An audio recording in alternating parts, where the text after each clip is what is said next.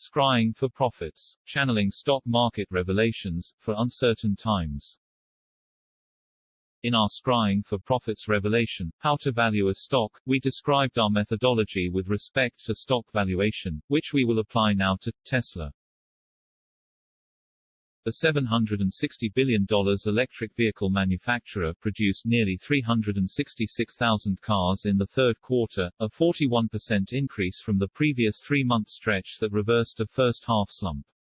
The number of cars it delivered to customers, however, fell 5% short of analyst expectations, which the company attributed to shipping woes.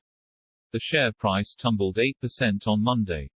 These shipping issues have occurred on the back of a semiconductor shortage, which implies that car businesses could continue to struggle. Nevertheless, the Federal Reserve Bank of New York's Global Supply Chain Pressure Index has declined for 4 straight months to its lowest level since January 2021, and there are signs of improving access to microchips, moderating costs in other areas. Our valuations require 3 financial indicators, which we call the Holy Trinity.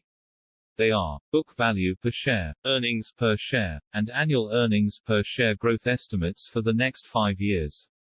These indicators can be readily found in Yahoo Finance. So, let's take a look. Google search for Yahoo Finance and click the link. Type the stock name in the search bar and click on that option. On the Summary tab you will find both the current share price and, more importantly for valuation purposes, the trailing 12 months earnings per share. Now go to the Statistics tab and scroll down to the balance sheet. The last entry is where you will find the most recent quarter, book value per share. Finally, go to the Analysis tab, scroll down to second from bottom, where you will find the Analyst Consensus Annual Earnings per Share Growth Rate, expected for the next 5 years. Now we will use these financial performance indicators to determine an instantaneous value for Tesla. We have a most recent quarter book value of $11.65. We have a trailing 12-month earnings value of $2.74. And we have an annual earnings growth estimate, for the next 5 years of 54.98%. Remember, our general formula for instantaneous value is equal to the book value plus 2.5 times the growth times the earnings. To calculate our terminal instantaneous value, which is probably the maximum price we would pay during a bear market for the stock, we use a growth rate of 2%, which is the same as that expected from a business growing no faster than the broader economy. To calculate our growth instantaneous value, which is probably the minimum price that we would expect to receive during a bull market for the stock, we would use the consensus growth estimate of 54.98%. So, the terminal instantaneous value is given by 11.65, the book value, plus 2.5 times 2, the terminal growth rate, times 2.74, the most recent trailing 12 months earnings, or $25.35. And the growth instantaneous value is given by 11.65 plus 2.5 times 54.98, the consensus per annum growth rate expected over the next 5 years, times 2.74, or $388.26.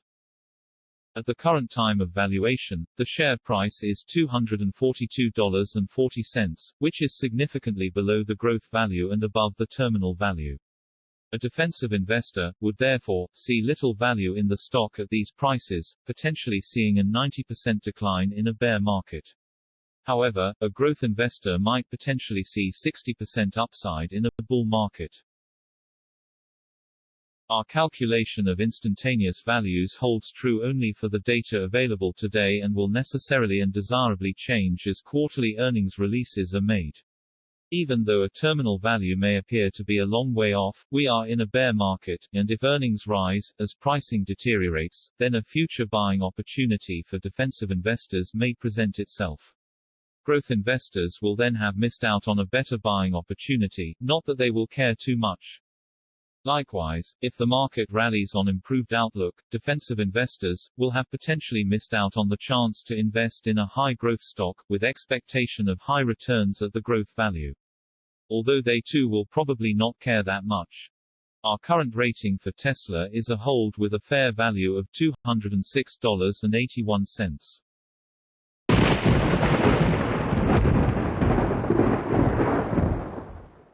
Remember, it may be a great time to invest but a terrible time to buy. Forthcoming revelations may tell. Until then. Fly, you fools!